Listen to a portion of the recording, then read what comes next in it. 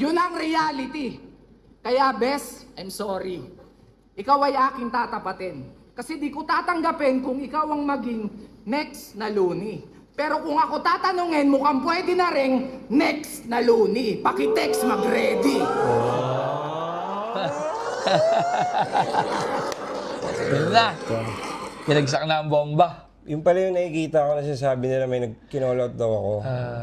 Pero feeling ko, ano Alas yun, yan, nagtitrend yan eh. parte lang ng wordplay yun eh. Parte lang naman. Kasi next na Looney. Next na Looney. Tsaka ang galing dahil nilagay niya sa dulo yun. Para talagang crowd, room shaker na linya. Parte ng wordplay. Ano, pakitext mag-ready. Okay, tara!